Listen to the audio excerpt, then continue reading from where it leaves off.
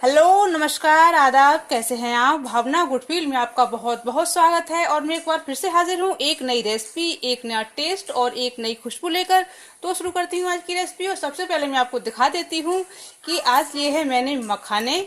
और आज मैं आपको इस रेसिपी में सिखाऊंगी कि आप मखाने कैसे फ्राई करोगे कि आपके मखाने बिल्कुल भी जलेंगे नहीं और एकदम क्रिस्पी क्रिस्पी कुरकुरे बनेंगे। तो ये लिए है मैंने मखाने, ये एक बाउल है। और इसके बाद ये लिया है मैंने, थोड़ा सा लिया है रोस्टेड जीरा, भुना हुआ जीरा पाउडर। और ये लिया है मैंने व्रत वाला नमक, लाहौरी नमक, सेंधा नमक व्रत वाला। और ये लिया है मैंने मेल्ट घी।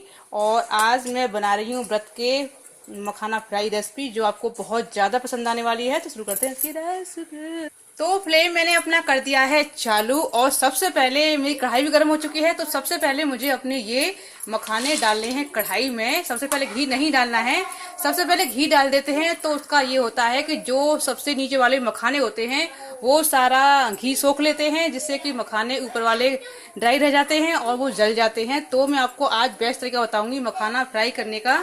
तो आपको मेल्ट घी लेना है इस तरह से, और घी को डायरेक्ट कढ़ाई में आपको नहीं डालना है। तो इस तरह से मेल्ट घी लेना है पिघला हुआ, और उसको इस तरह से स्पून से मखाने के ऊपर डालना है, ताकि जो भी आपके सारे मखाने हैं वो अच्छी तरह से घी सोख ले और सारे मखाने पे घी आ जाए। तो मैंने ये डाल दिया है, बड़े 2 चम्मच घी डाला है मैंने ये। ओके, तो मैं इनको स्लो फ्लेम पर भूनूंगी धीरे धीरे। अपना फ्लेम आपको स्लो रखना है, हाई नहीं रखना है, वरना ये जल जाएंगे ऊपर से। और धीरे धीरे आप इनको कंटिन्यू चलाते हुए इस तरह से भूनिए। और इस तरह से मैंने इनको 2 मिनट कंटिन्यू चलाते हुए इनको भूना है। तो आप देख सकते हैं सारा घी इसका सोख लिया है इसने।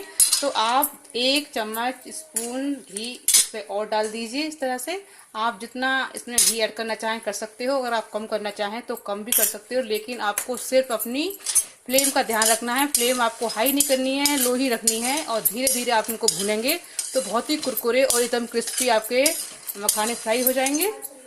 तो इस तरह लगातार कंटिन्यू इसको चलाते हुए मुझे हो गए हैं 4-5 मिनट। तो अपना फ्लेम मैंने कर रखा है बिल्कुल लो, और धीरे धीरे इसको सिकने दे रही हूँ, जाकि इसमें जो अंदर जो भी मॉइस्चर होगा वो एकदम फिनिश हो जाएगा और एकदम ये कुरकुरे हो जाएंगे।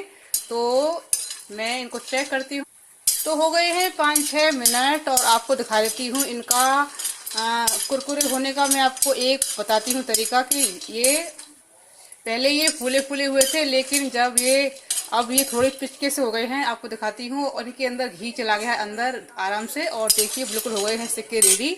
और मैं बना रही हूँ उनको व्रत के लिए। तो मैं अपना फ्लेम कर देती हूँ बंद। फ्लेम मैंने बंद कर दिया है। और ये लिया है मैंने लाहौरी नमक।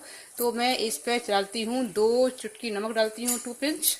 और इसके बाद में डालूंगी थोड़ा सा रोस्टेड जीरा पाउडर। और आप जीरा खाते हैं व्रत में तो आप डालें, ना खाते हो तो आप ना डालें। और इस तरह से आप अपने व्रत के लिए फ्राई मखाने बना सकते हो। बहुत इजीली बन जाते हैं, बहुत ही टेस्टी लगते हैं खाने में। और आपको दिखा देती हूँ एकदम बढ़िया कुरकुरे बनके रेडी हुए हैं। तो आपको मेरा वीडियो लगा है कैसा, आप मुझे ज़रूर बताइएगा। मुझे रहेगा आपके कमेंट का इंतज़ार।